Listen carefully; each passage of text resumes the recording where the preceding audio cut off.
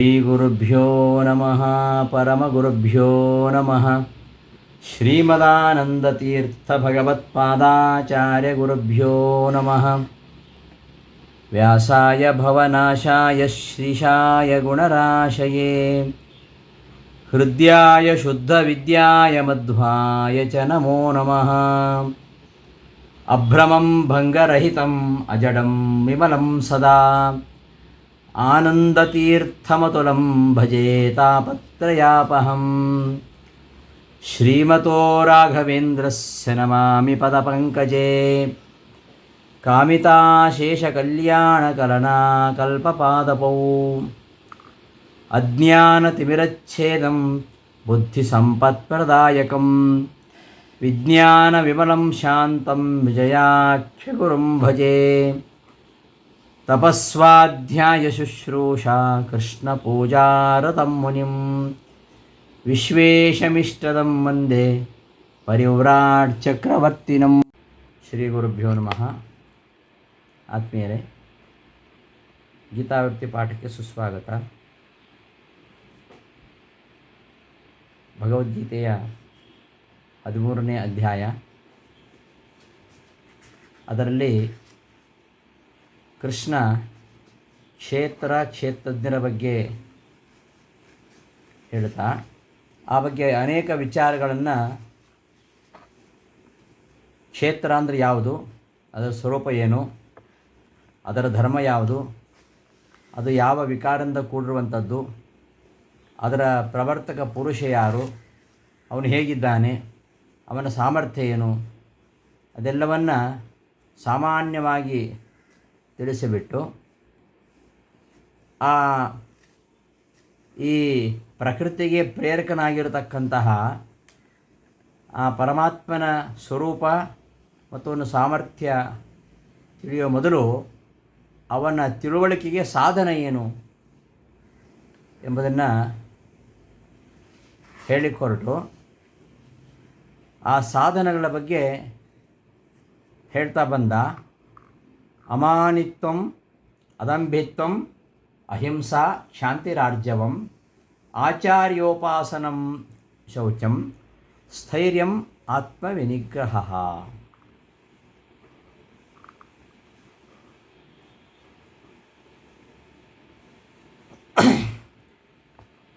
ಆ ಶ್ಲೋಕದಲ್ಲಿ ಅಮಾನಿತ್ವ, ಅದಂಭಿತ್ವ, ಅಹಿಂಸಾ, ಶಾಂತಿ ಮತ್ತು ಈ ಆರ್ಜವ, ಈ ವಿಚಾರಗಳನ್ನು ನಾವು ನೋಡಿದ್ದೀವಿ.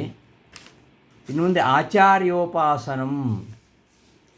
ಆಚಾರ್ಯರು ಅಂದರೆ ಜ್ಞಾನಿಗಳು. ಆಚಾರ್ಯರು ಅಂದರೆ ಏನು ಅಂತ ನಾವು ಹಿಂದಿನ ಪಾಠದಲ್ಲಿ ನೋಡಿದ್ವಿ. ಆಚಿನೋತಿ ಚ ಶಾಸ್ತ್ರಾಣಿ ಆಚಾರ್ಯ ಸ್ಥಾಪಯತ್ಯಪಿ ಸ್ವಯಮಾಚರತೆ ಯಸ್ತು ತಮ್ ಆಚಾರ್ಯಂ ವಿದುಹು ಬುಧಾಹ. ಆಚಾರ್ಯ ಅಂದರೆ ಯಾರು? ಯಾರು ಕೇವಲ ಉಪದೇಶ ಮಾಡದೆ ತಾನೂ ಅವುಗಳನ್ನು ಆಚರಿಸ್ತಾನೋ ಮತ್ತು ಇತರರು ಆಚರಿಸುವಂತೆ ಮಾಡ್ತಾನೋ ಅಂಥವನು ಆಚಾರ್ಯ. ಅಂತಹ ಆಚಾರ್ಯರ ಉಪಸತ್ತಿಯನ್ನು ಮಾಡಬೇಕು, ಅವರ ಸೇವೆಯನ್ನು ಮಾಡಬೇಕು. ಆಗ ಅವರಿಂದ ಜ್ಞಾನ ಗಳಿಸಲಿಕ್ಕೆ ಸಾಧ್ಯ ಇದೆ. ಅದನ್ನೇ ಹೇಳ್ತಾ ಇರೋದ್ರಲ್ಲಿ ಆಚಾರ್ಯೋಪಾಸನಂ ಜ್ಞಾನಿನಾಂ ಸೇವಾ. ಜ್ಞಾನಿಗಳ ಸೇವೆ ಮಾಡಬೇಕು, ಇದೇ ಆಚಾರ್ಯೋಪಾಸನ. ಇನ್ನು ಶೌಚಂ ಬಾಹ್ಯಾಂತರ ಶುದ್ಧಿ, ಬಾಹ್ಯ ಹಾಗೂ ಅಂತರ ಶುದ್ಧಿ, ಇವುಗಳ ಶುದ್ಧಿಗೆ ಶೌಚ ಅಂತ ಹೇಳ್ತಾರೆ. ಶೌಚಂತು ದ್ವಿಧಂ ಪ್ರೋಕ್ತಂ ಎಂಬ ಸ್ಮೃತಿ ಇದೆ. ಶೌಚಂತು ದ್ವಿಧಂ ಪ್ರೋಕ್ತಂ ಬಾಹ್ಯಂ ಅಭ್ಯಂತರಂ ತಥಾ ಮೃಜ್ಜಲಾಭ್ಯಾಂ ಸ್ಮೃತಂ ಬಾಹ್ಯಂ ಭಾವಶುದ್ಧಿ ತಥಾಂತರಂ. ಶೌಚ ಅನ್ನೋದು ಎರಡು ವಿಧ. ಒಂದು ಬಾಹ್ಯ ಶುದ್ಧಿ, ಮತ್ತೊಂದು ಆಭ್ಯಂತರ ಶುದ್ಧಿ. ಮೃಜ್ಜಲಾಭ್ಯಾಂ ಶುದ್ಧಿ ಅದು ಬಾಹ್ಯ ಶುದ್ಧಿ. ಮೃತ್ ಜಲಾಭ್ಯಾಂ ಮೃತ್ ಮತ್ತು ಜಲ, ಮೃತ್ತಿಕಾ ಮತ್ತು ನೀರುಗಳಿಂದ ಮಾಡತಕ್ಕಂತಹ ಶುದ್ಧಿ ಅದು ಬಾಹ್ಯ ಶುದ್ಧಿ, ಬಾಹ್ಯ ಶೌಚ. ಇನ್ನು ಆಂತರಶುದ್ಧಿ ಅಂದರೆ ಯಾವುದು ಅಂದರೆ ಭಾವಶುದ್ಧಿ. ಭಾವಶುದ್ಧಿ, ಆಂತರಶುದ್ಧಿ ಇವೆರಡೂ ಇರಬೇಕು. ಇವೆರಡನ್ನು ಶೌಚ ಅಂತ ಹೇಳೋದು. ಇಂತಹ ಶೌಚ ಇರಬೇಕು. ಸ್ಥೈರ್ಯಂ ಭಯಾದಿನ ಸ್ವಧರ್ಮಾದ್ ಅಚಲನಂ. ಸ್ಥೈರ್ಯ, ಸ್ಥೈರ್ಯ ಅಂದರೆ ಎಷ್ಟೇ ಕಷ್ಟ ಬಂದರೂ ಕೂಡ ಯಾವುದೇ ಭಯಪಡದೆ ನಮ್ಮ ಆಚರಣೆಯನ್ನು ನಾವು ಮಾಡಬೇಕು. ಈ ಸ್ಥೈರ್ಯ ನಾವು ತಿಳ್ಕೊಳ್ತಕ್ಕಂತಹ ವಿಚಾರ, ನಾವು ತಿಳ್ಕೊಂಡಂತಹ ಒಂದು ಸತ್ಸಿದ್ಧಾಂತ ಮತ್ತು ಸದ್ಧರ್ಮಾಚರಣೆ, ಇದರಲ್ಲಿ ಸ್ಥಿರತೆ ಇರಬೇಕು. ಇದನ್ನೇ ಸ್ಥೈರ್ಯ ಅಂತ ಹೇಳೋದು. ನಮಗೆ ಎಷ್ಟೋ ಬಾರಿ ಯಾತ್ರೆಗೆ ಹೊರಟಾಗ ಅನೇಕ ಸಮಸ್ಯೆಗಳು ಬರ್ತವೆ. ಧರ್ಮದ ಮಾರ್ಗದಲ್ಲಿದ್ದವರಿಗೆ ಯಾತ್ರೆ ಮಾಡಬೇಕಾದ್ರೆ ಅಸಂಖ್ಯ ಕಷ್ಟ ಕಾರ್ಪಣ್ಯ ಬರ್ತವೆ. ಅಷ್ಟು ಸುಲಭ ಇಲ್ಲ. ಧರ್ಮಾಚರಣೆ ಮಾಡ್ತಕ್ಕಂಥವರಿಗೆ ಯಾತ್ರೆ ಮಾಡೋದಷ್ಟು ಸುಲಭ ಇಲ್ಲ. ಅವುಗಳನ್ನೆಲ್ಲ ಎದುರಿಸಿ ಯಾರು ಸ್ಥಿರವಾಗಿರ್ತಾರೋ ಅವರೇ ನಿಜವಾದ ಸಾಧಕರು. ನಮ್ಮ ಮನೆಯಲ್ಲಿದ್ದಾಗ ಎಲ್ಲ ಕಡೆ ಅನುಕೂಲತೆ ಇರುವುದಿಲ್ಲ, ಅನಾನುಕೂಲತೆ ಇರ್ತದೆ, ಧರ್ಮ ಲೋಪವಾಗುವ ಸಾಧ್ಯತೆ ಇರ್ತದೆ. ಯಾವ ಸಂದರ್ಭದಲ್ಲಿಯೂ ನಮ್ಮ ಸದ್ಧರ್ಮಾಚರಣೆಯಲ್ಲಿ ಸ್ಥೈರ್ಯವನ್ನು ಕಳೆದುಕೊಳ್ಳಬಾರದು. ಅಂದರೆ ಧರ್ಮದ ಆಚರಣೆಯನ್ನು ಬಿಡಬಾರದು. ನಮಗೇನು ಅಂತಹ ಸಂದರ್ಭದಲ್ಲಿ ಎಷ್ಟು ಪ್ರಾಪ್ತವಾಗ್ತದೋ ಅಷ್ಟರಲ್ಲಿಯೇ ನಮ್ಮ ಧರ್ಮವನ್ನು ಉಳಿಸ್ಕೊಳ್ಳಿಕ್ಕೆ ನಾವು ಪ್ರಯತ್ನ ಮಾಡಬೇಕು. ಇಲ್ಲದೆ ಹೋದ್ರೆ ಯಾತ್ರೆ ಆಗಲ್ಲ, ಅದು ಪಿಕ್ನಿಕ್ ಆಗುತ್ತೆ. ಹೀಗೆ ಎಷ್ಟೋ ಸಂದರ್ಭದಲ್ಲಿ ನಮಗೆ ಅಸಂಖ್ಯವಾಗಿರ್ತಕ್ಕಂತಹ ಕಷ್ಟ ಕಾರ್ಪಣ್ಯಗಳು ಬರ್ತವೆ. ಅವೆಲ್ಲವನ್ನು ಸಾಧಕ ಎದುರಿಸಿ ಸ್ಥಿರವಾಗಿ ಅವುಗಳನ್ನೆಲ್ಲ ಪರಿಹರಿಸ್ಕೊಳ್ತಾನೆ. ಏನೇ ಪರಿಸ್ಥಿತಿ ಬರಲಿ, ಎಂತಹ ಪರಿಸ್ಥಿತಿ ಬಂದರೂ ಕೂಡ ಅಲ್ಲಿ ಭಗವಂತನ ಇಚ್ಛೆಯಿಂದ ಪ್ರಾಪ್ತವಾಗಿದೆ ಅಂತ ಭಾವಿಸುವಂಥದ್ದು, ಆ ಪರಿಸ್ಥಿತಿ ಪರಮಾತ್ಮನನ್ನು ಪಡೀಲಿಕ್ಕೆ ಸಾಧನವಾಗಿದೆ ಅಂತ ತಿಳಿದುಕೊಳ್ಳುವಂಥದ್ದು, ಇದು ಸಾಧಕರ ಒಂದು ಲಕ್ಷಣ. ಏನೇ ಕಷ್ಟ ಬಂದರೂ ಕೂಡ, ಎಂತಹ ಪರಿಸ್ಥಿತಿ ಬಂದರೂ ಸಹ ಅದನ್ನು ಅದು ಭಗವಂತನನ್ನು ಪಡೀಲಿಕ್ಕೆ ಸಾಧನವಾಗಿದೆ ಅಂತ ಅದನ್ನು ಭಾವಿಸುವಂಥದ್ದು. ಈ ರೀತಿಯಲ್ಲಿ ತಿಳಿದುಕೊಂಡು ಭಗವನ್ಮುಖರಾಗಬೇಕು. ಇದು ಸಾಧಕರ ಲಕ್ಷಣ. ಈಗ ನಾವು ಪ್ರಸಿದ್ಧವಾದ ಒಂದು ಜೋಡಿ ನೋಡಿದ್ದೇವೆ, ವಸಿಷ್ಠ ಅರುಂಧತಿಯರ ಜೋಡಿ. ಜಗತ್ತಿನಲ್ಲಿ ಆದರ್ಶ ಜೋಡಿ ಅಂದರೆ ಅವರಿಬ್ಬರ ಜೋಡಿ. ಇವರಿಬ್ಬರೂ ದಂಪತಿಗಳು ಒಂದು ದೇವಾಲಯಕ್ಕೆ ಬರ್ತಾರೆ. ವಸಿಷ್ಠರು ಪರಮಾತ್ಮನಿಗೆ ನಮಸ್ಕಾರ ಮಾಡಿ ಹೇಳ್ತಾರೆ, ಹೇ ಭಗವಂತ, ನೀನು ಎಷ್ಟು ಕರುಣಾಳು. ಏಕೆಂದರೆ ನನಗೆ ಬಹಳ ಯೋಗ್ಯಳಾಗಿರ್ತಕ್ಕಂಥ ಹೆಂಡತಿಯನ್ನು ದಯಪಾಲಿಸಿದ್ದೀಯಾ. ಇದರಿಂದ ನನ್ನ ಎಲ್ಲ ಧಾರ್ಮಿಕ ಕಾರ್ಯಗಳು ಕೂಡ ನಿರ್ವಿಘ್ನವಾಗಿ ನೆರವೇರ್ತಾ ಇವೆ. ನಿನ್ನಲ್ಲಿ ಭಕ್ತಿ ಮಾಡತಕ್ಕಂತಹ ಸದವಕಾಶ ನನಗೆ ಪ್ರಾಪ್ತವಾಗ್ತಾ ಇದೆ ಅಂತ ಪ್ರಾರ್ಥನೆ ಮಾಡ್ತಾರಂತೆ. ಹಾಗೆಯೇ ಇನ್ನೊಂದು ಪ್ರಸಿದ್ಧವಾದ ಜೋಡಿ, ಚಂಡಿ ಉದ್ದಾಲಕರ ಜೋಡಿ. ಆ ಚಂಡಿ ಉದ್ದಾಲಕರು ಯಾವಾಗಲೂ ಜಗಾಡ್ತಾ ಇರ್ತಾರೆ. ಎಷ್ಟು ಅರುಂಧತಿ ವಸಿಷ್ಠರು ಅನ್ಯೋನ್ಯವಾಗಿರ್ತಾರೋ ತದ್ವಿರುದ್ಧವಾಗಿ ಉದ್ದಾಲಕ ಚಂಡಿ ಈ ದಂಪತಿಗಳ ಒಂದು ವರ್ತನೆ. ಉದ್ದಾಲಕರು ಬರ್ತಾರೆ, ಪರಮಾತ್ಮ ನಮಸ್ಕಾರ ಮಾಡಿ, ಪರಮಾತ್ಮ ನೀನೆಷ್ಟು ಕರುಣಾಳು, ನಾನು ಏನು ಹೇಳಿದರೂ ಕೂಡ ನನ್ನ ಮಾತಿಗೆ ನನ್ನ ಹೆಂಡತಿ ವಿರುದ್ಧವಾಗಿ ಮಾತಾಡ್ತಾಳೆ.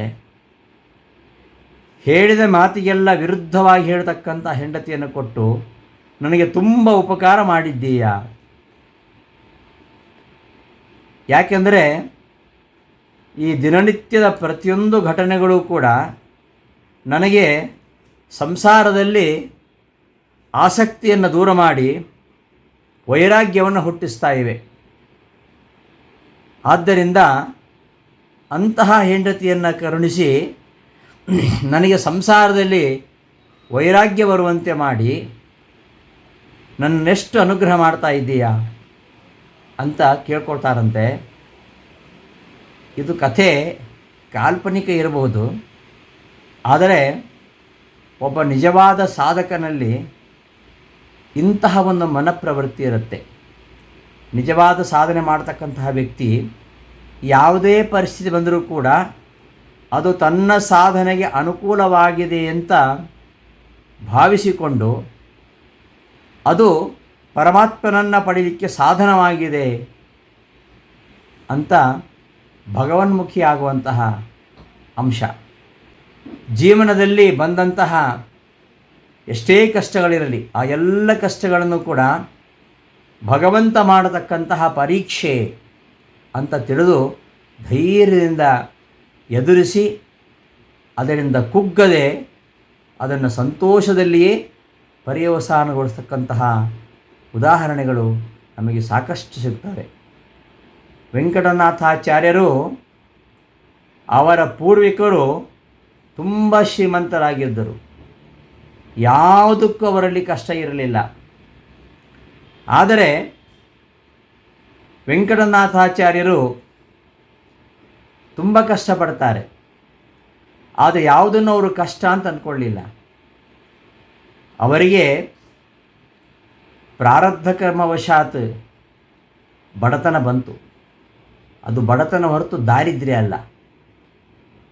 ಎಷ್ಟೇ ಇದ್ದರೂ ಇಲ್ಲದವರಂತೆ ವರ್ತಿಸೋದು ಅದು ದಾರಿದ್ರ್ಯ. ದಾರಿದ್ರ್ಯ ಮತ್ತು ಬಡತನ ಬೇರೆ. ಕೆಲವರು ವೆಂಕಟನಾಥಾಚಾರ್ಯರು ರಾಘವೇಂದ್ರ ಸ್ವಾಮಿಗಳು ಪೂರ್ವಾಶ್ರಮದಲ್ಲಿ ತುಂಬ ದರಿದ್ರರಾಗಿದ್ದರು ಅಂತ ಹೇಳ್ತಾರೆ. ದಾರಿದ್ರ್ಯವನ್ನು ಅನುಭವಿಸಿ ತಾಳಲಾರದೆ ಅವರು ಸಂಸಾರದಿಂದ ಪಲಾಯನ ಮಾಡಿದ್ದಲ್ಲ. ಸುಧೀಂದ್ರ ತೀರ್ಥರು ಆಶ್ರಮ ಕೊಡ್ತೀನಿ ಅಂತ ಕರೆದಾಗ ಅವರು ಈ ದಾರಿದ್ರ್ಯಕ್ಕೆ ನೊಂದು ಬೇಸತ್ತು ನನಗೆ ಮೊದಲು ಆಶ್ರಮ ಕೊಡಿ ಅಂತ ಅವರು ಕೇಳಲಿಲ್ಲ. ಆಶ್ರಮ ಬೇಡ ಅಂತ ಹೇಳಿದವರು. ಅವರು ಆ ಜೀವನದಲ್ಲಿಯೇ ಸುಖವನ್ನು ಕಂಡವರು. ಅವರು ಎಷ್ಟೇ ತಮಗೆ ಬಡತನ ಇದ್ದರೂ ಕೂಡ ತಾನು, ತನ್ನ ಹೆಂಡತಿ, ತನ್ನ ಮಗು ಈ ಸಣ್ಣ ವರ್ತುಲದಲ್ಲಿಯೇ ಬಹಳ ಸಮಾಧಾನ ಚಿತ್ತರಾಗಿ ಸಂತುಷ್ಟ ಏನಕ್ಕೇನ ಚಿತ್ತ ಎಂಬುದಾಗಿ ಗೀತೆಯಲ್ಲಿ ಬಂತಲ್ಲ, ಆ ರೀತಿಯಲ್ಲಿ ಬದುಕಿದವರು. ಎಷ್ಟೇ ಕಷ್ಟ ಬಂದರೂ ಕೂಡ ರಾಘವೇಂದ್ರಜದಲ್ಲಿ ಅವರ ಬಡತನ, ಅವರ ಕಷ್ಟವನ್ನು ಬಹಳ ದಾರುಣವಾಗಿ ಚಿತ್ರಿಸ್ತಾರೆ. ಅವರಿಗೆ ಬಡತನ ಇರಲಿಲ್ಲ ಅಂತಲ್ಲ, ಖಂಡಿತವಾಗಿ ಬಡತನ ಇತ್ತು. ಆದರೆ ಆ ಬಡತನದಲ್ಲಿಯೂ ಕೂಡ ಅವರು ಶ್ರೀಮಂತಿಕೆಯಲ್ಲಿ ಮೆರೆದರು. ಹೇಗೆಂದರೆ ತಮಗೆ ಬಂದಂತಹ ಆ ಒಂದು ಪರಿಸ್ಥಿತಿ ಅದು ಭಗವಂತ ತನ್ನನ್ನು ಪರೀಕ್ಷೆ ಮಾಡಲಿಕ್ಕೋಸ್ಕರವಾಗಿ ತನಗೆ ಒದಗಿಸಿದಂತಹ ಪರಿಸ್ಥಿತಿ ಅಂತ. ಪರಮಾತ್ಮ ಸುಖ ಕೊಟ್ಟು ನೋಡ್ತಾನೆ, ಕಷ್ಟ ಕೊಟ್ಟು ನೋಡ್ತಾನೆ. ನಾವು ಸುಖ ಬಂದಾಗ ಮರಿತೇವೆ, ಕಷ್ಟ ಬಂದಾಗ ಅವನನ್ನು ಬೈತೇವೆ. ಆದರೆ ಪರಮಾತ್ಮ ಸುಖ ದುಃಖ ಎರಡೂ ಕೊಟ್ಟು ನೋಡ್ತಾನೆ. ಆ ಎರಡೂ ಪರೀಕ್ಷೆಯಲ್ಲಿ ಗೆಲ್ಲಬೇಕು. ಅವರಿಗೆ ಎಷ್ಟು ಕಷ್ಟ ಬಂದರೂ ಕೂಡ ಅವರು ಯಾವತ್ತೂ ಪರಮಾತ್ಮನ ಪಾದವನ್ನು ಬಿಡಲಿಲ್ಲ. ಅದನ್ನು ತಮ್ಮ ಸಾಧನೆಯಾಗಿ ಪರಿವರ್ತಿಸಿಕೊಂಡರು. ಈ ರೀತಿಯಾಗಿ ಜೀವನದಲ್ಲಿ ಬರ್ತಕ್ಕಂಥ ಎಂತಹ ಕಷ್ಟಗಳೇ ಇರಲಿ, ಆ ಎಲ್ಲ ಕಷ್ಟಗಳನ್ನು ಕೂಡ ಭಗವಂತ ಮಾಡತಕ್ಕಂತಹ ಪರೀಕ್ಷೆ ಅಂತೇಳೋದು ಧೈರ್ಯದಿಂದ ಎದುರಿಸೋದುಂಟಲ್ಲ, ಅದಕ್ಕೆ ಸ್ಥಿರತೆ ಅಂತ ಹೇಳ್ತಾರೆ. ಇಂತಹ ಸ್ಥಿರತೆ ಬೇಕು. ನಮ್ಮಲ್ಲಿ ಸ್ವಲ್ಪ ಕಷ್ಟ ಬಂದ ಕೂಡಲೇ ನಾವು ವಿಚಲಿತರಾಗ್ತೇವೆ, ಕಂಗಾಲಾಗ್ತೇವೆ, ನಮ್ಮ ಸಾಧನೆಗಳೆಲ್ಲ ಅಲ್ಲೇ ನಿಂತು ಹೋಗ್ತವೆ. ಈ ರೀತಿಯ ಮನೋವೃತ್ತಿ ಇದು ಪಲಾಯನವಾದ ಅಲ್ಲ. ಆತ್ಮವಂಚನೆ ಅಲ್ಲ, ವಾಸ್ತವಿಕತೆಯ ನಿರಾಕರಣೆಯೂ ಅಲ್ಲ. ಇದು ನಮ್ಮ ಜೀವನವನ್ನು ಸುಂದರವನ್ನಾಗಿ ಮಾಡಿಕೊಳ್ಳುವ ಕಲೆ. ಏನೇ ಕಷ್ಟ ಬಂದರೂ ಕೂಡ ಅದನ್ನು ನಮ್ಮ ಜೀವನಕ್ಕೆ ಅನುಕೂಲವಾಗುವ ರೀತಿಯಲ್ಲಿ ಮಾಡಿಕೊಳ್ಳುವಂಥದ್ದುಂಟಲ್ಲ, ಇದು ಕಲೆ. ಇದು ಕಷ್ಟ ಬಂದಾಗ ನಾವು ಪಲಾಯನ ಮಾಡೋದಲ್ಲ, ಅಥವಾ ಏನೇ ಕಷ್ಟ ಬಂದರೂ ಕೂಡ ನಾವು ಅನುಭವಿಸಬೇಕು ಅಂತ ಆತ್ಮವಂಚನೆ ಮಾಡಿಕೊಳ್ಳೋದು ಅಲ್ಲ, ವಾಸ್ತವಿಕತೆಯ ನಿರಾಕರಣೆಯೂ ಅಲ್ಲ. ಇದು ನಮ್ಮ ಜೀವನವನ್ನು ಸುಂದರವನ್ನಾಗಿ ಮಾಡಿಕೊಳ್ಳಲಿಕ್ಕೆ ಇರತಕ್ಕಂತಹ ಕಲೆ. ಈ ಒಡೆದ ಗಾಜಿನ ಚೂರುಗಳಿವೆ. ಒಡೆದ ಗಾಜಿನ ಚೂರುಗಳು ಸಾಮಾನ್ಯ ವ್ಯಕ್ತಿಗೆ ಅದು ನಿರರ್ಥಕವಾಗಿ ಕಾಣುತ್ತೆ. ಆದರೆ ಅದೇ ಗಾಜಿನ ಚೂರುಗಳನ್ನು ಕಂಡಂತಹ ಒಬ್ಬ ನೈಜ ಕಲಾಕಾರ ಒಂದು ಕಲಾಕೃತಿಯ ನಿರ್ಮಾಣಕ್ಕೆ ಅವುಗಳನ್ನು ಸಾಧನಗಳನ್ನಾಗಿ ಮಾಡಿಕೊಳ್ತಾನೆ. ಈ ಗೋಮಯ ಇದೆ. ಗೋಮಯ ಸಾಮಾನ್ಯನಿಗೆ ಎಸೆಯತಕ್ಕಂತಹ ವಸ್ತುವಾಗಿದ್ದರೂ ಕೂಡ ವಿಜ್ಞಾನಿಗೆ ಮತ್ತು ರೈತನಿಗೆ ಅದು ಅನಿಲ ಹಾಗೂ ಗೊಬ್ಬರಗಳಿಗೆ ಹೀಗೆ ಸಲಕರಣೆಯಾಗಿಲ್ವ? ಹಾಗೆ ನಮಗೆ ಬೇಡವಾಗಿರತಕ್ಕಂತಹ ವಸ್ತುಗಳಿರ್ಬೋದು, ಬೇಡವಾಗಿರತಕ್ಕಂತಹ ಸಂಕಟಗಳಿರ್ಬೋದು, ಕಷ್ಟಗಳಿರ್ಬೋದು, ಅವುಗಳು ಜನಸಾಮಾನ್ಯರ ದೃಷ್ಟಿಯಲ್ಲಿ ಆತಂಕಕಾರಿ ಅಂತ ನಮಗೆ ಕಾಣಿಸಬಹುದು. ಆದರೆ ಒಬ್ಬ ಚಿಂತಕ, ಒಬ್ಬ ವಿಚಾರಕ, ಒಬ್ಬ ಸಾಧಕ ಅವ ತನ್ನ ಜೀವನದ ಬದಲಾವಣೆಯ ಸಾಧನ ಅಂತ ಭಾವಿಸ್ತಾನೆ, ತನ್ನ ಉನ್ನತಿಗೆ ಸಾಧನ ಅಂತ ಭಾವಿಸ್ತಾನೆ. ಜೀವನದಲ್ಲಿ ಏನೇ ಕಷ್ಟ ಬರಲಿ ಅವುಗಳನ್ನು ಸಾಮಾನ್ಯ ವ್ಯಕ್ತಿ ಅಂತಹ ಪರಿಸ್ಥಿತಿಗಳಿಂದ ಆತಂಕಗೊಂಡರೂ ಕೂಡ ಒಬ್ಬ ಸಾಧಕ ಅವುಗಳನ್ನು ತನ್ನ ಜೀವನದ ಬದಲಾವಣೆಗೆ ಕಾರಣ ಅಥವಾ ತನ್ನ ಉನ್ನತಿಗೆ ಸಾಧನ ಅಂತ ಭಾವಿಸ್ಕೊಳ್ತಾನೆ. ತನ್ನ ಜೀವನದ ಬದಲಾವಣೆಯ ನಿರ್ಣಾಯಕ ಹಂತ ಅಂತ ಭಾವಿಸ್ತಾನೆ. ಇದು ಸಾಧಕನ ಒಂದು ಲಕ್ಷಣ. ಆದ್ದರಿಂದ ಜೀವನದಲ್ಲಿ ಏನೇ ಕಷ್ಟ ಬಂದರೂ ಕೂಡ ಸ್ಥಿರತೆ ಇರಬೇಕು. ಆ ಸ್ಥಿರತೆಯನ್ನು ನಾವು ಯಾವತ್ತೂ ಕಳೆದುಕೊಳ್ಳಬಾರದು. ಇವತ್ತು ಎಷ್ಟೋ ಪುಸ್ತಕಗಳನ್ನು ಓದುವಾಗ ಕೆಲವು ತಲೆ ಹರಟೆ ಅಂತ ಹೇಳ್ತಿರೋ, ತಲೆ ಹಿಡುಕರು ಅಂತ ಹೇಳ್ತಿರೋ ಅಂಥವರ ಮಾತನ್ನು ಕೇಳುವಾಗ ನಾವು ವಿಚಲಿತರಾಗ್ತಕ್ಕಂತಹ ಸಂದರ್ಭ ಇದೆ. ಈ ಸಾಂಸಾರಿಕ ಆಟೋಟಪಗಳಿಗೆ ನಾವು ಬಲಿ ಬೀಳುವ ಹಾಗೆ ನಮ್ಮನ್ನು ಆಕರ್ಷಿಸ್ತಕ್ಕಂತಹ ವಿಚಾರಗಳು, ಪುಸ್ತಕಗಳು, ನಮ್ಮನ್ನು ದಾರಿ ತಪ್ಪಿಸ್ತಕ್ಕಂತಹ ಬುದ್ಧಿಜೀವಿಗಳು ಸಾಕಷ್ಟು ಜನ ಇದ್ದಾರೆ. ಅವರಿಂದ ಜನ ದಾರಿ ತಪ್ಪುವುದೇ ಹೆಚ್ಚು. ಆದ್ದರಿಂದ ಇಂತಹ ಸಂದರ್ಭಗಳಲ್ಲಿ ನಾವು ಯಾವುದು ಸದ್ಧರ್ಮ ಅಂತ ತಿಳ್ಕೊಂಡಿದ್ದೇವೆ, ಯಾವುದು ನನ್ನ ಸಾಧನೆಯ ದಾರಿ ಅಂತ ಭಾವಿಸಿದ್ದೇವೆ, ನನ್ನ ಉದ್ಧಾರಕ್ಕೆ ಸರಿಯಾದ ಮಾರ್ಗ ಯಾವುದು ಅಂತ ಭಾವಿಸಿದ್ದೇವೆ, ಯಾವುದನ್ನು ಮಾಡಿದರೆ ನಾನು ಉದ್ಧಾರ ಆಗ್ತೇನೆ ಅಂತ ಭಾವಿಸಿದ್ದೇವೆ, ಅಂತಹ ಧರ್ಮದ ಮಾರ್ಗವನ್ನು ಯಾವತ್ತೂ ಬಿಡಬಾರದು. ಎಂತಹ ಕಷ್ಟಗಳೇ ಬರಲಿ, ಅಸಂಖ್ಯ ಕಷ್ಟ ಕಾರ್ಪಣ್ಯಗಳು ಬರ್ತವೆ. ಅದನ್ನು ಎದುರಿಸಿ ಅದನ್ನು ತನಗೆ ಸಾಧನವನ್ನಾಗಿ ಮಾಡಿಕೊಳ್ಳುವಂಥದ್ದು ಅದು ಧೀರನ ಲಕ್ಷಣ, ಅದು ಸ್ಥಿರತೆ. ಅಂತಹ ಸ್ಥೈರ್ಯ ಅದು ಒಂದು ಜ್ಞಾನ ಗಳಿಸಲಿಕ್ಕೆ ಸಾಧನ ಎಂಬುದಾಗಿ ಕೃಷ್ಣ ಹೇಳ್ತಾನೆ. ಮತ್ತೊಂದು ಆತ್ಮವಿನಿಗ್ರಹ. ಸ್ಥೈರ್ಯಂ ಭಯಾದಿನ ಸ್ವಧರ್ಮಾದ್ ಅಚಲನಂ. ಆತ್ಮವಿನಿಗ್ರಹ ವಿಶೇಷೇಣ ಮನಸಃ ನಿಯಮನಂ. ಆತ್ಮವಿನಿಗ್ರಹ, ಆತ್ಮ ಅಂದರೆ ಮನಸ್ಸು. ನಮ್ಮ ಮನಸ್ಸನ್ನು ನಮ್ಮ ವಶದಲ್ಲಿ ಇಟ್ಟುಕೊಳ್ಳೋದು. ಇದಕ್ಕೆ ಆತ್ಮವಿನಿಗ್ರಹ ಅಂತ ಹೇಳ್ತಾರೆ. ಈ ಮನಸ್ಸಿನ ನಿಯಂತ್ರಣ ಇಲ್ಲದೆ ಹೋದರೆ ನಮಗೆ ಯಾವ ಕೆಲಸ ಮಾಡಲಿಕ್ಕೂ ಆಗೋದಿಲ್ಲ. ಮನಸ್ಸಿನ ನಿಯಂತ್ರಣದ ಬಗ್ಗೆ ಹಿಂದಿನ ಅಧ್ಯಾಯಗಳಲ್ಲಿಯೂ ಬಂದಿದೆ. 6ನೇ ಅಧ್ಯಾಯದಲ್ಲಿ ಬಂದಿದೆ, 12ನೇ ಅಧ್ಯಾಯದಲ್ಲಿ ಬಂದಿದೆ. ನಮ್ಮ ಎಲ್ಲ ಇಂದ್ರಿಯಗಳು, ಮನಸ್ಸು ಇವುಗಳನ್ನು ವಶದಲ್ಲಿ ಇಟ್ಟುಕೊಳ್ಳೋದು. ಹಾಗಿದ್ದಾಗ ಮಾತ್ರ ಒಬ್ಬ ಸಾಧಕನಿಗೆ ಜ್ಞಾನವನ್ನು ಗಳಿಸಲಿಕ್ಕೆ ಸಾಧ್ಯವಾಗುತ್ತೆ. ಆಮೇಲೆ ಇಂದ್ರಿಯಾರ್ಥೇಶು ವೈರಾಗ್ಯಂ ಅನಹಂಕಾರ ಏವಚ ಜನ್ಮ ಮೃತ್ಯು ಜರಾವ್ಯಾಧಿ ದುಃಖ ದೋಷಾನುದರ್ಶನಂ. ವಿಷಯ ಪದಾರ್ಥಗಳಲ್ಲಿ ಆಸಕ್ತಿ ತೋರದೇ ಇರುವುದು. ವಿಷಯ ಪದಾರ್ಥಗಳು, ಮನೋಹರವಾದ ಶಬ್ದವನ್ನು ಕೇಳ್ತೇವೆ, ಮೃದುವಾದ ಸ್ಪರ್ಶವನ್ನು ಅನುಭವಿಸ್ತೇವೆ, ಆಕರ್ಷಕವಾದ ರೂಪವನ್ನು ನೋಡುತ್ತೇವೆ, ರುಚಿಯಾದ ರಸವನ್ನು ಸವಿತೇವೆ, ಸುಖದಾಯಕವಾಗಿರ್ತಕ್ಕಂತಹ ಗಂಧವನ್ನು ಆಘ್ರಾಣಿಸ್ತೇವೆ. ಇವೆಲ್ಲ ನಮ್ಮ ಇಂದ್ರಿಯಗಳನ್ನು ಆಕರ್ಷಿಸ್ತವೆ. ಇವುಗಳಿಗೆ ವಶರಾಗದೇ ಇರುವುದೇ ಇಂದ್ರಿಯಾರ್ಥೇಶು ವೈರಾಗ್ಯಂ. ಇಂದ್ರಿಯಗಳ ಅರ್ಥಗಳು, ಇಂದ್ರಿಯಗಳ ಅರ್ಥವಾಗಿರತಕ್ಕಂತಹ ವಿಷಯ ಪದಾರ್ಥಗಳಲ್ಲಿ ಆಸಕ್ತಿ ಇಲ್ಲದೇ ಇರುವುದು ಅದು ವೈರಾಗ್ಯ. ಇಂದ್ರಿಯಾರ್ಥೇಶು ವೈರಾಗ್ಯಂ ಶಬ್ದಾದಿಷು ರಾಗಾಭಾವ. ಶಬ್ದಾದಿ ವಿಷಯ ಪದಾರ್ಥಗಳಲ್ಲಿ ರಾಗ ಇಲ್ಲದೇ ಇರುವುದು. ಅನಹಂಕಾರ, ಅಹಂಕಾರ ಪಡದೇ ಇರುವುದು. ಅವಿದ್ಯಮಾನ ಆತ್ಮಗುಣಾಭಿಮಾನ ಮೋಹಾಭಾವ. ಏನು ಅನಹಂಕಾರ ಅಂದರೆ ಅಹಂಕಾರ ಇಲ್ಲದೇ ಇರುವುದು. ಅಹಂಕಾರಕ್ಕೆ ಕಾರಣ ನಮ್ಮಲ್ಲಿ ಬೇಕಾದಷ್ಟು ಇರುತ್ತೆ. ಇದ್ದದ್ರ ಬಗ್ಗೆ ಮನುಷ್ಯ ಅಹಂಕಾರ ಪಡ್ತಾನೆ, ಆದರೆ ಇಲ್ಲದೇ ಇದ್ರ ಬಗ್ಗೆ ಯಾವ ತನ್ನಲ್ಲಿ ಇಲ್ವೋ ಅದು ಇದೆ ಅಂತ ಭಾವಿಸಿಕೊಂಡು ಅಹಂಕಾರ ಪಡ್ತಾನೆ. ಇದು ಆಶ್ಚರ್ಯ. ಅಹಂಕಾರ ಬರುತ್ತೆ.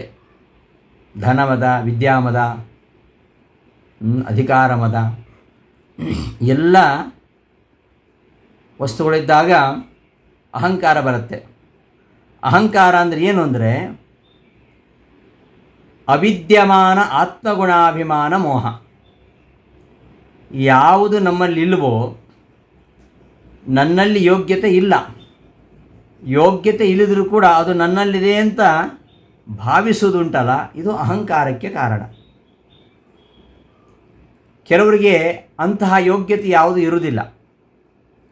ಅವನಿಗೆ ಆಕಸ್ಮಿಕವಾಗಿ ಕೆಲವು ಬರ್ತವೆ, ಸಂಪತ್ತು ಬರ್ತದೆ, ಅಧಿಕಾರ ಬರ್ತದೆ. ಆಗ ಅದು ಶಾಶ್ವತ ಅಲ್ಲ. ಯಾವುದು ಶಾಶ್ವತ ಅಲ್ಲ. ಯಾವುದೋ ಕೆಲವು ಸಂದರ್ಭದಲ್ಲಿ ಬರ್ತದೆ, ಸಂಪತ್ತು ಬರ್ತದೆ, ಅಧಿಕಾರ ಬರ್ತದೆ. ಅದು ಬಂದಾಗ ಅಹಂಕಾರ ಪಡಬಾರದು. ಅದು ನಿತ್ಯ ಅಲ್ಲ, ಅದು ಕ್ಷಣಿಕ. ಅಧಿಕಾರ ಯಾವತ್ತೂ ನಿತ್ಯ ಅಲ್ಲ. ಬರುವಾಗೇನೋ ಬಹಳ ಖುಷಿ ಆಗುತ್ತೆ, ಬರುವಾಗ ಖುಷಿ ಆಗುತ್ತೆ. ಕಳ್ಕೊಳ್ಳೋದು ಅಂದರೆ ಆಗಮೇ ಸುಖ ಸಂಪ್ರಾಪ್ತಿ ನಿರ್ಗಮೇ ಪ್ರಾಣ ಸಂಕಟಂ ಅಂತ. ಅಧಿಕಾರ ಸಿಗತ್ತೆ ಅಂತಾಗುವ ಬಹಳ ಖುಷಿ ಪಡ್ತಾರೆ ಎಲ್ಲರೂ. ಅದು ಹೋಗುತ್ತೆ ಅಂತಾಗುವ ಏನೆಲ್ಲ ಡೊಂಬರಾಟ ಮಾಡ್ತಾರೆ ನೋಡಿ. ತನ್ನ ಕುರ್ಚಿ ಉಳಿಸಿಕೊಳ್ಳಿಕ್ಕೆ ಎಷ್ಟೆಲ್ಲ ಪ್ರಯತ್ನ ಮಾಡ್ತಾರೆ, ಏನೆಲ್ಲ ಮಾಡ್ತಾರೆ ತನ್ನ ಅಧಿಕಾರ ಉಳಿಸ್ಕೊಳ್ಳಿಕ್ಕೆ, ತನ್ನ ಸಂಪತ್ತನ್ನು ಉಳಿಸ್ಕೊಳ್ಳಿಕ್ಕೆ. ಅದೆಲ್ಲ ಅನಿತ್ಯ, ಅದೆಲ್ಲ ನಿತ್ಯ ಅಲ್ಲ.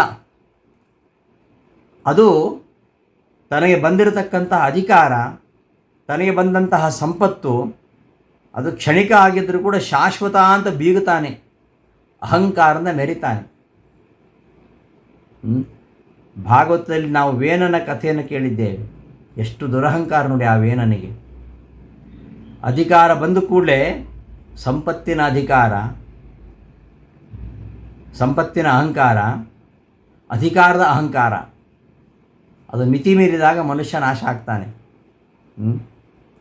ಒಂದು ಸಲದಲ್ಲಿ ಅಧಿಕಾರ ಸಿಕ್ಕಿದ ಕೂಡಲೇ ಹಿರಣ್ಯಕಶಿಪುವಿಗೆ ಬ್ರಹ್ಮದೇವರು ತಥಾಸ್ತು ಅಂದ ಕೂಡಲೇ ಹಿರಣ್ಯಕಶಿಪು ಹೇಗೆ ಮೆರೆದ, ಎಲ್ಲ ಲೋಕಗಳನ್ನು ಅಲ್ಲಾಡಿಸಿಬಿಟ್ಟ.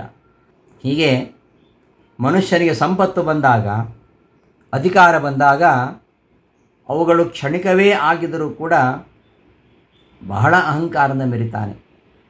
ಅಂತಹ ಅಹಂಕಾರ ಇದ್ದವನಿಗೆ ಯಾವತ್ತೂ ವಿದ್ಯೆ ಬರಲ್ಲ, ಜ್ಞಾನ ಬರಲ್ಲ. ಏನೇ ಸ್ವಲ್ಪ ದುಡ್ಡು ಓಡಾಡ್ತಾ ಇದೆ ಕೈಯಲ್ಲಿ ಅಂತ ಆದ ಕೂಡಲೇ, ಏನೋ ಸಣ್ಣ ಅಧಿಕಾರ ಸಿಕ್ಕಿ ಅಂತ ಆದ ಕೂಡಲೇ ಏನೆಲ್ಲ ಅಹಂಕಾರದಿಂದ ಮೆರಿತಾನೆ. ತಾನೇ ಸರ್ವಶ್ರೇಷ್ಠ ಅಂತ ಭಾವಿಸ್ತಾನೆ, ತನ್ನದೇ ಎಲ್ಲ ನಡೆಯುತ್ತೆ ಅಂತ ಭಾವಿಸ್ತಾನೆ ಮನುಷ್ಯ. ಅದು ಬರೀ ಅಹಂಕಾರ ಅಲ್ಲ, ಅದು ದುರಹಂಕಾರ. ಅದು ಅಹಂಕಾರ ಅಂದರೆ ಅವಿದ್ಯಮಾನ ಆತ್ಮಗುಣಾಭಿಮಾನ ಮೋಹ. ಸಂಪತ್ತು ಅಧಿಕಾರ ಇದ್ದಾಗ ಅಹಂಕಾರ ಬರುತ್ತೆ, ಆದರೆ ಅದು ಯಾವುದು ಇಲ್ಲದೇ ಇದ್ರೂ ಕೂಡ ತಾನು ಅಹಂಕಾರ ಪಡ್ತಾನೆ, ಅದು ಇದೆ ಅಂತ ಭಾವಿಸಿಕೊಂಡು. ಅವಿದ್ಯಮಾನ ತನ್ನಲ್ಲಿ ಇಲ್ಲದೇ ಇರತಕ್ಕಂತಹ ಆತ್ಮಗುಣ ಅಭಿಮಾನ, ತನ್ನಲ್ಲಿ ಆ ಯೋಗ್ಯತೆ ಇಲ್ಲ, ತನ್ನಲ್ಲಿ ಇಲ್ಲದ ಯೋಗ್ಯತೆ ತನಗಿದೆ ಅಂತ ಭಾವಿಸಿಕೊಂಡು ಅವನು ಅಹಂಕಾರದ ಮೆರಿತಾನೆ. ಇಂತಹ ಅಹಂಕಾರ ಇಲ್ಲದೇ ಇರುವುದು ಅದು ಅನಹಂಕಾರ ಅಂತ. ಒಂದು ಜನ್ಮಾದಿಷು ದುಃಖದೋಷಯೋ ಅನುದರ್ಶನಮಿತಿ ವಾ ದುಃಖರೂಪಸ್ಯ ಅನುದರ್ಶನಮಿತಿ ವಾ ಅನುಕ್ಷಣಂ ಅನುಸಂಧಾನಮಿತ್ಯರ್ಥಃ. ದೋಷಾನುದರ್ಶನ ಜನ್ಮ ಮೃತ್ಯು ಜರಾ ವ್ಯಾಧಿ ದುಃಖ ದೋಷಾನುದರ್ಶನ. ಜನ್ಮಾದಿಷು ಜನ್ಮ ಮೃತ್ಯು ಜರಾ ವ್ಯಾಧಿ ದುಃಖ, ಇವುಗಳಲ್ಲಿ ದುಃಖದೋಷಯೋ ಅನುದರ್ಶನಮಿತಿ ವಾ ದುಃಖರೂಪಸ್ಯ ದೋಷಸ್ಯ ಅನುದರ್ಶನಮಿತಿ ವಾ. ಈ ಜನ್ಮ ಮೃತ್ಯು ಜರ ವ್ಯಾಧಿಗಳಲ್ಲಿ ದುಃಖ ಹಾಗೂ ದೋಷಗಳ ಅಥವಾ ದುಃಖವೆಂಬ ದೋಷದ ಅನುಸಂಧಾನ, ಇವೆಲ್ಲ ದುಃಖಕಾರಿ ಅಂತ ತಿಳ್ಕೊಳ್ಳೋದು. ಜನ್ಮಾದಿಗಳು ಜನ್ಮ ಮರಣ ಜರ ವ್ಯಾಧಿ ಇವುಗಳು ದುಃಖ ಅಥವಾ ದೋಷ ಅಂತ ತಿಳ್ಕೊಳ್ಳೋದು. ಇವು ಯಾವ ದುಃಖ ಅಲ್ಲ. ಜನನ ಮರಣ ಜೀವನಿಗೆ ಸಹಜವಾಗಿರುವಂಥದ್ದು.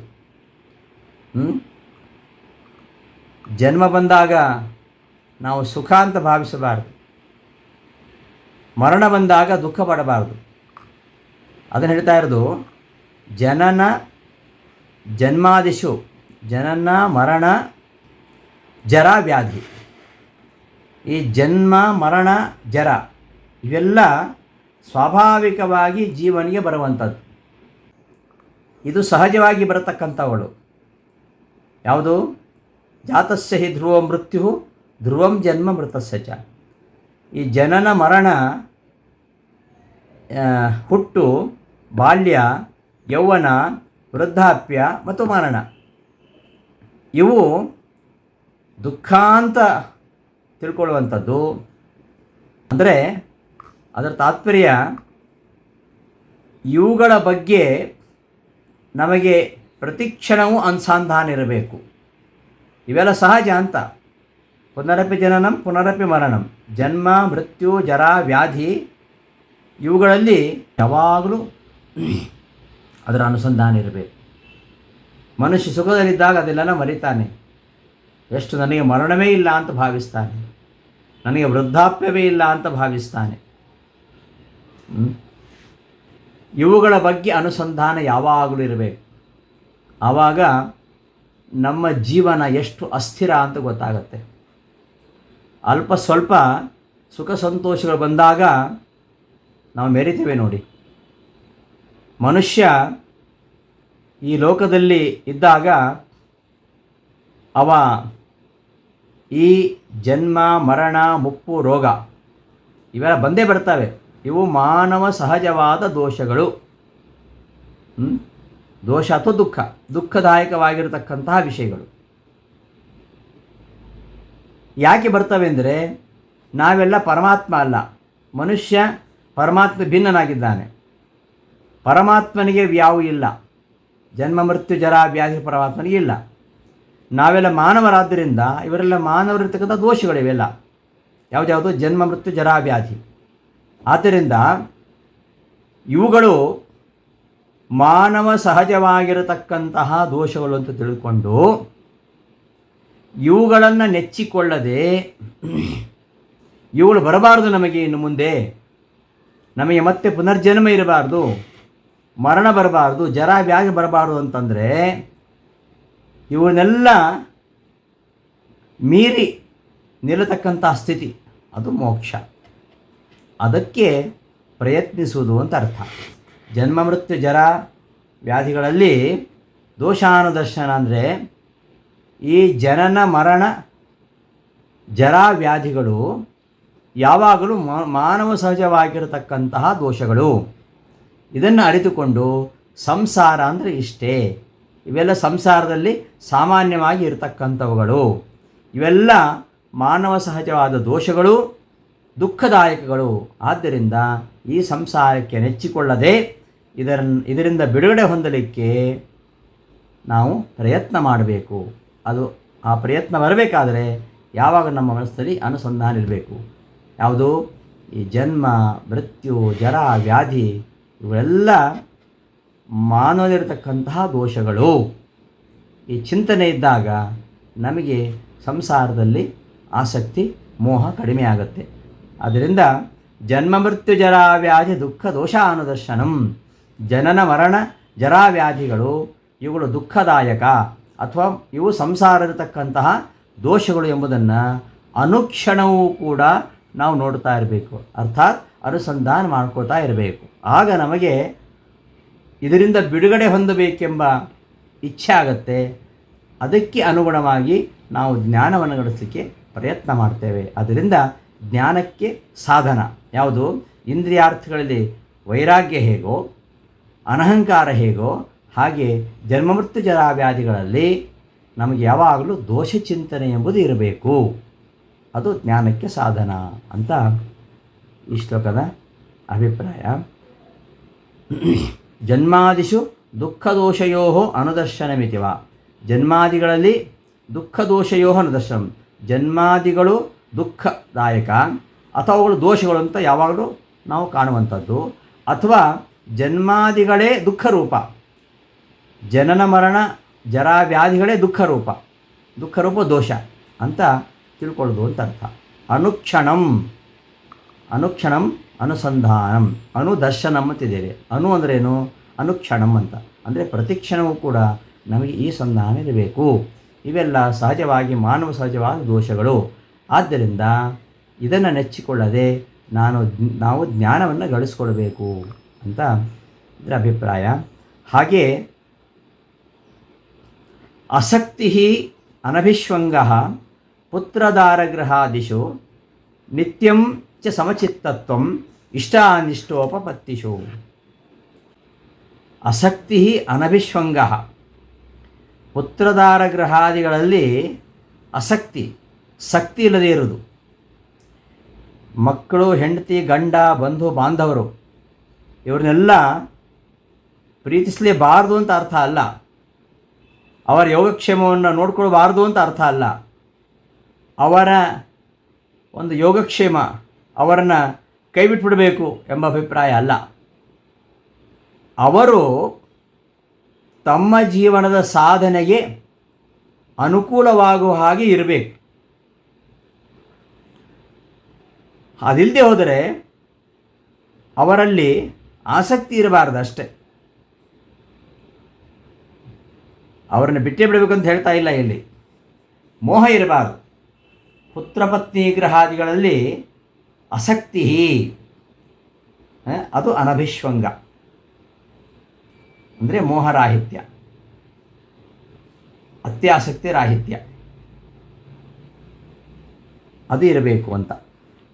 ಅನಭಿಶ್ವಂಗ. ಜೀವನದ ಪರಮ ಉದ್ದೇಶ ಏನು? ಅದಕ್ಕೆ ಬೇಕಾಗಿರತಕ್ಕಂತಹ ಸಾಧನೆಗಳನ್ನು ಬಿಟ್ಟು ಕೇವಲ ಮಡದಿ ಮಕ್ಕಳಲ್ಲಿ ಆಸಕ್ತರಾಗಿ ಅತ್ಯಾಸಕ್ತಿಯನ್ನು ಮಾಡಬಾರ್ದು ಅಂತ ಅರ್ಥ ಹೊರತು ಅವ್ರನ್ನ ಬಿಟ್ಬಿಡಬೇಕು ಅಂತ ಅರ್ಥ ಅಲ್ಲ. ಮೋಹ ಇರಬಾರ್ದು ಅಂತ. ಪುತ್ರದಾರ ಗೃಹಾದಿಷು, ಪುತ್ರದಾರ ಅಂದರೆ ಹೆಂಡತಿ, ಗೃಹಾದಿಗಳಲ್ಲಿ ಆಸಕ್ತಿ ಇಲ್ಲದೇ ಇರೋದು, ಮೋಹ ಇಲ್ಲದೇ ಇರೋದು. ಮತ್ತು ನಿತ್ಯಂಚ ಸಮಚಿತ್ತತ್ವಂ, ನಿತ್ಯಂಚ ಸಮಚಿತ್ತತ್ವ, ಯಾವಾಗಲೂ ಸಮಚಿತ್ತತ್ವ. ಈ ಜೀವನದಲ್ಲಿ ಒಳ್ಳೆಯದು ಬರುತ್ತೆ, ಕೆಟ್ಟದ್ದು ಬರುತ್ತೆ. ನಾವು ಅಪೇಕ್ಷೆ ಪಡ್ತೇವೆ ನಮಗೆ ಇಷ್ಟವಾದ್ದು ಸಿಗಬೇಕು, ಅನಿಷ್ಟವಾದ್ದು ಸಿಗಬಾರ್ದು ಅಂತ. ನಮ್ಮ ಆಸೆ ಆಕಾಂಕ್ಷೆ ಏನೇ ಇರಲಿ, ಇಷ್ಟ ಅನಿಷ್ಟಗಳು ಬಂದೇ ಬರ್ತವೆ. ಅವುಗಳು ಬಂದಾಗ ಸಮಚಿತ್ತತ್ವವನ್ನು ಸದಾ ಹೊಂದಿರಬೇಕು ಅಂತ ಹಿಂದೆ ಬಂತಿದ್ದು. ಸಮದುಃಖ ಸುಖ ಸಮದುಃಖ ಸುಖಂ ಧೀರಂ ಸೋಮೃತತ್ವಾಯ ಕಲ್ಪತೆ, ಅಲ್ಲಿ ಬಂತು. ಭಗವದ್ಭಕ್ತರ ಲಕ್ಷಣ ಹೇಳುವಾಗ 12ನೇ ಅಧ್ಯಾಯದಲ್ಲಿ ಬಂತು. ಯಾವತ್ತೂ ಇಷ್ಟವಾದ್ದು ಸಿಕ್ಕಿದಾಗ ಹಿಗ್ಗುವಂಥದ್ದು, ಅನಿಷ್ಟವಾದ ಬಂದಾಗ ಬೇಸರ ಪಡುವಂಥದ್ದು, ಇದು ಇಲ್ಲದೆ ಸಮಚಿತ್ತತ್ವ, ಸಮಾನ ಮನಸ್ಕತೆ ಇದು ಇರುವಂಥದ್ದು. ಸುಖ ದುಃಖೇ ಸಮೀಕೃತ್ವ ಲಾಭಾಲಾಭೋ ಜಯಾಜಯೋ ಅಂತ ಹಿಂದೆ ಬರಲಿಲ್ವ? ಹಾಗೆ ಈ ಇಷ್ಟಾನಿಷ್ಟ ಪುತ್ರದಾರಗ್ರಹಾಶು ಅಸಕ್ತಿ ಸ್ನೇಹಾಭಾವ, ಅರ್ಥ ಬರೀತಿದ್ದಾರೆ. ಆಸಕ್ತಿ ಅಂದರೆ ಸ್ನೇಹಾಭಾವ, ಪುತ್ರದಾರಗ್ರಹಾದಿಗಳಲ್ಲಿ ಆಸಕ್ತಿ ಅಂದರೆ ಸ್ನೇಹಾಭಾವ. ಅನ್ವಿಶ್ವಂಗ ಅತಿಪಕ್ವ ಸ್ನೇಹಾಭಾವ ಅಂದರೆ ಅತ್ಯಂತ ಸ್ನೇಹ ಇಲ್ಲದೇ ಇರೋದು. ಮತ್ತು ಇಷ್ಟಾನಿಷ್ಟ ಉಪಪತ್ತಿಷು, ಇಷ್ಟಾನಿತ್ಯ ಉಪಪತ್ತಿಷು, ಉಪಪತ್ತಿ ಅಂದರೆ ಪ್ರಾಪ್ತಿ, ಇಷ್ಟಾನಿಷ್ಟಗಳ ಪ್ರಾಪ್ತಿಯಲ್ಲಿ ಉಪಪತ್ತಿಯೇ ಪ್ರಾಪ್ತಿ. ತತ್ರ ನಿತ್ಯಂ ಸಮಚಿತ್ತತ್ವಂ, ಅಲ್ಲಿ ಯಾವತ್ತು ನಾವು ಸಮಾನ ಮನಸ್ಕರಾಗಿರಬೇಕು. ಅರ್ಥಾತ್ ಹರ್ಷ ವಿಷಾದಯೋ ಅಭಾವ, ಹರ್ಷ ಪಡೋದಾಗಲಿ ವಿಷಾದ ಪಡೋದಾಗಲಿ ಇರಬಾರ್ದು. ಇಷ್ಟಾನಿಷ್ಟಗಳು ಏನೇ ಬರಲಿ ಹರ್ಷ ವಿಷಾದಗಳು ಇಲ್ಲದೇ ಇರುವುದು, ಇದು ಏನು ಸಮಚಿತ್ತತ್ವಂ. ಇಷ್ಟಾನಿಷ್ಟ ಉಪಪತ್ತಿಷು ನಿತ್ಯಂ ಸಮಚಿತ್ತತ್ವಂ, ಇವೆಲ್ಲ ಸಾಧಕನಲ್ಲಿ ಇರಬೇಕಾಗಿರತಕ್ಕಂತಹ ಸಾಧನಗಳು. ಮೈಚ ಅನನ್ಯ ಯೋಗೇನ ಭಕ್ತಿ ರವ್ಯಭಿಚಾರಿಣಿ ವಿವಿಕ್ತ ದೇಶ ಸೇವಿತ್ವಂ ಅರತಿ ಜನಸಂಸದಿ. ಇನ್ನೊಂದೇನೆಂದರೆ ಮೈಚ ಅನನ್ಯ ಯೋಗೇನ ಅವ್ಯವಿಚಾರಿಣಿ ಭಕ್ತಿ. ಪರಮಾತ್ಮನ ಜ್ಞಾನ ಗಳಿಸಲಿಕ್ಕೆ ಮತ್ತೊಂದು ಸಾಧನೆ ಯಾವುದು ಅಂದರೆ ಮೈ ಅವ್ಯವಿಚಾರಿಣಿ ಭಕ್ತಿ, ನನ್ನಲ್ಲಿಯೇ ಪರಮಾತ್ಮನಲ್ಲಿಯೇ ಸ್ಥಿರವಾದ ಭಕ್ತಿ. ಅವ್ಯಭಿಚಾರಿಣಿ ಅಂದರೆ ಸ್ಥಿರವಾದ ಭಕ್ತಿ, ಅದು ಅನನ್ಯ ಯೋಗೇನ ಬೇರೆ ದೇವತೆಗಳನ್ನು ಸ್ವತಂತ್ರರಂತ ಭಾವಿಸದೆ ಅನನ್ಯ ಯೋಗೇನ ರಮಾಬ್ರಹ್ಮಾದಿ ಸ್ವಾತಂತ್ರ್ಯ ಅಸಂಬಂಧೇನ ತದ ಅವೇಶಿಣಿ ಇತಿ ಯಾವತ್. ರಮಾಬ್ರಹ್ಮಾದಿ ದೇವತೆಗಳಲ್ಲಿ ಸ್ವಾತಂತ್ರ್ಯದ ಯೋಗವಿಲ್ಲದ, ಅರ್ಥಾತ್ ಅವರಲ್ಲಿ ಸ್ವಾತಂತ್ರ್ಯವನ್ನು ವಿಷಯೀಕರಿಸದೆ, ಆದ್ದರಿಂದಲೇ ಅವ್ಯಭಿಚಾರಿಣಿ ಅಂತನಿಸಿಕೊಂಡಂತಹ ನನ್ನಲ್ಲಿ ಮಾಡತಕ್ಕಂತಹ ಭಕ್ತಿ, ಇದು ಕೂಡ ನನ್ನ ಜ್ಞಾನ ಗಳಿಸಲಿಕ್ಕೆ ಸಾಧನ ಅಂತ ಹೇಳ್ತಾ ಇದ್ದಾನೆ. ಅನನ್ಯ ಯೋಗೇನ ರಮಾಬ್ರಹ್ಮಾದಿ ದೇವತೆಗಳ ಒಂದು ಸಂಬಂಧದಿಂದ, ಅರ್ಥಾತ್ ರಮಾಬ್ರಹ್ಮಾದಿ ಸ್ವಾತಂತ್ರ್ಯ ಸಂಬಂಧೇನ, ರಮಾಬ್ರಹ್ಮಾದಿಗಳು ಅವರು ಸ್ವತಂತ್ರರಲ್ಲ, ಪರಮಾತ್ಮನೇ ಸ್ವತಂತ್ರ. ಸ್ವತಂತ್ರೋ ಭಗವಾನ್ ವಿಷ್ಣು. ರಮಾಬ್ರಹ್ಮಾದಿ ಇತರ ದೇವತೆಗಳಲ್ಲಿ ಸ್ವಾತಂತ್ರ್ಯದ ಸಂಬಂಧವಿಲ್ಲದೆ, ಅವರಲ್ಲಿ ಸ್ವಾತಂತ್ರ್ಯವನ್ನು ವಿಷಯೀಕರಿಸದೆ ನನ್ನಲ್ಲಿ ಮಾತ್ರ ಮಾಡತಕ್ಕಂತಹ ಅವ್ಯವಿಚಾರಣಿ ಭಕ್ತಿ. ಅವ್ಯವಿಚಾರಣಿ ಮೈ ಭಕ್ತಿ ಅಂದರೆ ಇತರರಲ್ಲಿ ಇಲ್ಲದೇ ಇರತಕ್ಕಂತಹ ಪರಮಾತ್ಮನಲ್ಲಿ ಮಾತ್ರ ಮಾಡತಕ್ಕಂತಹ ಭಕ್ತಿ, ಇದು ಕೂಡ ಸಾಧನ. ಮತ್ತು ವಿವಿಕ್ತ ದೇಶ ಸೇವಿತ್ವಂ, ವಿವಿಕ್ತ ದೇಶ ಸೇವಿತ್ವಂ ಜನಜಂಗುಳಿ ಇಲ್ಲದ ಪರಿಶುದ್ಧ ಸ್ಥಾನದಲ್ಲಿ ಇರುವುದು. ಯಾವತ್ತು ನಾವು ಜನರ ಮಧ್ಯೆ ವಾಸ ಮಾಡಬಾರದು. ಜನರ ಮಧ್ಯೆ ವಾಸ ಮಾಡಿದರೆ ನಮಗೇನು ಸಾಧನೆ ಮಾಡಲಿಕ್ಕಾಗಲ್ಲ. ಅದಕ್ಕೆ ನಮ್ಮಲ್ಲಿ ಹೇಳ್ತಾರೆ ಕ್ಷೇತ್ರದಲ್ಲಿ ಭಾಳ ದಿವಸ ಇರಬಾರ್ದು ಅಂತ. ಅಲ್ಲಿ ಸಾಧನೆ ಮಾಡಲಿಕ್ಕಾಗಲ್ಲ. ಜನಸಮೂಹದ ಮಧ್ಯೆ ಇದ್ದರೆ ಈ ಜನಸಂಬಂಧಗಳೇ ಜಾಸ್ತಿ ಆಗಿಬಿಡ್ತವೆ. ಜನಸಮರ್ಥ ಹೀನ ಶುದ್ಧ ಸ್ಥಾನ ಸ್ಥಿತಿ. ಎಲ್ಲ ಯತಿಗಳು ಅದಕ್ಕೆ ಜನರಿಲ್ಲದ ನಿರ್ಜನವಾದ ಪ್ರದೇಶವನ್ನೇ ಆಯ್ಕೆ ಮಾಡಿಕೊಳ್ತಾರೆ. ಆದರೆ ಜನ ಬಿಡಬೇಕೇ, ಹುಡ್ಕೊಂಡು ಹೋಗ್ತಾರಲ್ಲಿ ಅಲ್ವಾ. ಜನಸಮೂಹದ ಮಧ್ಯೆ ವಾಸ ಮಾಡಬಾರ್ದು ಅಂತೇಳಿ. ನಾವು ಸಾಧನೆ ಮಾಡಬೇಕಾದರೆ ಜನರ ಮಧ್ಯದಲ್ಲಿ ಇದ್ದರೆ, ವಾಸ ಮಾಡಿದರೆ ನಮಗೆ ಸಾಧನೆ ಮಾಡಲಿಕ್ಕೆ ಆಗೋದಿಲ್ಲ. ಅದನ್ನೇ ಇಲ್ಲಿ ಹೇಳ್ತಾ ಇದ್ದೇನೆ, ವಿವಿಕ್ತ ದೇಶ ಸೇವಿತ್ವಂ. ವಿವಿಕ್ತ ದೇಶ ಸೇವಿತ್ವಂ, ಜನಸಮೂಹದ ಮಧ್ಯೆ ಇಲ್ಲದೇ ಇರುವುದು, ಏಕಾಂತ ಸ್ಥಳದಲ್ಲಿ ಇರುವುದು. ವಿವಿಕ್ತ ದೇಶ ಸೇವಿತ್ವ. ವಿವಿಕ್ತ ದೇಶ ಅಂದರೆ ಏಕಾಂತ ಸ್ಥಳ. ಏಕಾಂತ ಸ್ಥಳದಲ್ಲಿ ನಾವು ವಾಸ ಮಾಡಬೇಕು. ತುಂಬ ಜನರ ಮಧ್ಯೆ ನಾವು ವಾಸ ಮಾಡ್ತಾ ಇದ್ದರೆ, ಅಂತಹ ಜನರ ಮಧ್ಯೆ ಆ ಜನರ ಜಂಜಾಟದಲ್ಲಿ ನಮ್ಮ ಜೀವನ ಕಳೆದು ಹೋಗುತ್ತೆ, ನಮಗೇನು ಮಾಡಲಿಕ್ಕಾಗಲ್ಲ. ಆದ್ದರಿಂದ ಏಕಾಂತ ಸ್ಥಳದಲ್ಲಿ ಇರಬೇಕು. ಅರತಿ ಜನಸಂಸದಿ, ಜನಸಮೂಹದ ಮಧ್ಯೆ ಇರಲು ಬಯಸದೇ ಇರುವುದು. ಜನರ ಮಧ್ಯೆ ತುಂಬ ಸಮಯ ಇದ್ದರೆ ನಮಗೇನು ಮಾಡಲಿಕ್ಕಾಗೋದಿಲ್ಲ. ಅದನ್ನು ಹೇಳ್ತಾ ಇದ್ದಾರೆ ಇಲ್ಲಿ, ಜನಸಮ್ಮರ್ದಹೀನ ಶುದ್ಧ ಸ್ಥಾನ ಸ್ಥಿತಿ. ಜನಸಮ್ಮರ್ದಹೀನವಾಗಿದ್ದರೆ ಅದು ನಮ್ಮ ಸಾಧನೆಗೆ ಶುದ್ಧವಾದ ಸ್ಥಳ. ಆದ್ದರಿಂದ ತುಂಬ ಜನರಿದ್ದಲ್ಲಿ, ಜನಜಂಗುಳಿ ಇದ್ದಲ್ಲಿ ನಮಗೆ ಸಾಧನೆ ಮಾಡಲಿಕ್ಕಾಗಲ್ಲ. ಜನಜಂಗುಳಿ ಇಲ್ಲದ ಪರಿಶುದ್ಧವಾದ ಸ್ಥಾನದಲ್ಲಿ ಸ್ಥಿತಿ ನಾವಿರಬೇಕು, ಆಗ ನಮಗೆ ಸಾಧನೆ ಮಾಡಲಿಕ್ಕಾಗತ್ತೆ. ವಿವಿಕ್ತ ದೇಶ ಸೇವಿತ್ವಂ ಅರತಿ ಜನಸಂಸದಿ. ಜನರ ಮಧ್ಯದಲ್ಲಿ ವಾಸ ಮಾಡಬಾರದು. ಯಾಕೆ ಜನರ ಮಧ್ಯದಲ್ಲಿ ವಾಸ ಮಾಡಬಾರದು? ಜನರಿಗೆ ನಮ್ಗೆ ತೊಂದರೆ ಕೊಡ್ತಾರಾ ಅಂದರೆ, ನೋಡಿ, ಜನರು ಅಂದರೆ ಎಲ್ಲರೂ ಒಳ್ಳೆಯವರು ಇರುವುದಿಲ್ಲ. ಎಲ್ಲ ಅವಿವೇಕಿಗಳಿರ್ತಾರೆ, ದುರಹಂಕಾರಿಗಳಿರ್ತಾರೆ, ಸ್ವಾರ್ಥಿಗಳಿರ್ತಾರೆ, ಇನ್ನೊಬ್ಬರ ಕಾಲು ಎಳೆಯೋರು ಇರ್ತಾರೆ, ಅವರಿಗೆ ತೊಂದರೆ ಕೊಡ್ತಕ್ಕಂಥವ್ರು ಇರ್ತಾರೆ. ನಾವೇನು ಸಾಧನೆ ಮಾಡಲಿಕ್ಕೆ ಹೊರಟ್ರೆ ವಿಘ್ನ ತಂದು ಒಡ್ಡವರು ಇರ್ತಾರೆ. ಹಾಗಾಗಿ ನಮಗೆ ಮನಸ್ಸಿಗೆ ಶಾಂತಿ ಇರಲ್ಲ. ಎಲ್ಲ ಜನರು ಒಂದೇ ಥರ ಇರಬೇಕಂತ ಇಲ್ಲಲ್ಲ. ಒಂದೇ ಮನೆಯಲ್ಲಿದ್ದಂತಹ ಮಕ್ಕಳೇ ಒಂದೇ ಥರ ಇರುವುದಿಲ್ಲ. ಇನ್ನು ಸಾವಿರಾರು ಜನರ ಮಧ್ಯದಲ್ಲಿದ್ದರೆ ಎಲ್ಲ ರೀತಿ ಜನರು ಇದ್ದಾರೆ. ಅದರಲ್ಲಿ ಅವಿವೇಕಿಗಳೇ ಜಾಸ್ತಿ. ಅವಿವೇಕಿಗಳು, ಸ್ವಾರ್ಥಿಗಳು, ಪರಾರ್ಥ ವಿಘಟಕರು, ಇನ್ನೊಬ್ಬರ ಸಾಧನೆಗೆ ವಿಘ್ನ ಮಾಡತಕ್ಕಂಥವರು, ಇವರ ಮಧ್ಯೆ ಇದ್ದರೆ ನಮ್ಮ ಮನಸ್ಸಿಗೆ ಶಾಂತಿ, ಪೀಸ್ ಆಫ್ ಮೈಂಡ್ ಅಂತೀವಲ್ಲ, ಅದು ಇರುವುದೇ ಇಲ್ಲ. ಅದಕ್ಕೋಸ್ಕರವಾಗಿ ಅಂತಹ ಜಾಗದಲ್ಲಿ ಇರಬಾರ್ದು ಅಂತ ಕೃಷ್ಣ ಹೇಳ್ತಾನೆ. ಈಗ ತುಂಬ ಸಭೆಗೆ ಹೋಗುವಂಥದ್ದು, ತುಂಬ ಸಮಾರಂಭಗಳಿಗೆ ಹೋಗುವಂಥದ್ದು ಸುಮ್ಮನೆ ಸಮಯ ವ್ಯರ್ಥ ಅಷ್ಟೇ. ನಮ್ಮ ಸಾಧನೆ ಏನಿಲ್ಲ, ನಮಗೆ ಅದರಿಂದ ಯಾವ ಪ್ರಯೋಜನ ಇಲ್ಲ. ಸಭೆ ಸಮಾರಂಭಗಳಿಗೆ ಹೋಗೋದರಿಂದ ಹೋಗ್ತೀವಿ, ಏನೋ ಬೇಡದ ವಿಷಯಗಳನ್ನು ಮಾತಾಡ್ತೀವಿ, ಅವರ ಹಾಗೆ ಇವರಿಗೆ ಅಂತ ಮಾತಾಡ್ಕೊಳ್ತೀವಿ, ಊಟ ಮಾಡಿ ಬರ್ತೀವಿ. ಇದರಿಂದ ಆತ್ಮ ಸಾಧನೆ ಏನೂ ಆಗುವುದಿಲ್ಲ. ಅದಕ್ಕೆ ಕೃಷ್ಣ ಹೇಳ್ತಾನೆ, ಅಂಥ ಕಡೆ ಹೋಗಬೇಡಿ. ತುಂಬ ಜನ ಸಮ್ಮರ್ದ ಇರುವ, ಈಗ ಸಿನಿಮಾಕ್ಕೆ ಹೋಗೋದು, ಟಾಕೀಸ್ಗೆ ಹೋಗೋದು, ಪಾರ್ಟಿಗೆ ಹೋಗೋದು, ಕ್ಲಬ್ಗಳಿಗೆ ಹೋಗೋದು, ಇವೆಲ್ಲ ಇಟ್ಕೊಳ್ಬೇಕಿಲ್ಲಿ. ಜನರ ಮಧ್ಯದಲ್ಲಿ ಇರಬಾರ್ದು ಅಂದರೆ ಯಾಕೆ ಜನರ ಮಧ್ಯದಲ್ಲಿ ಇರಬಾರ್ದು? ಇಂತಹ ಜನರು ಜಾಸ್ತಿ ಇದ್ದಾರೆ. ಇಂತಹ ಜನರೆಲ್ಲ ಸೇರುವಾಗ ನಾವು ಹೋದರೆ ನಾವು ಸಾಧನೆ ಮಾಡೋದು ಆಗೋದಿಲ್ಲ, ನಾವು ದಾರಿ ತಪ್ತೇವೆ.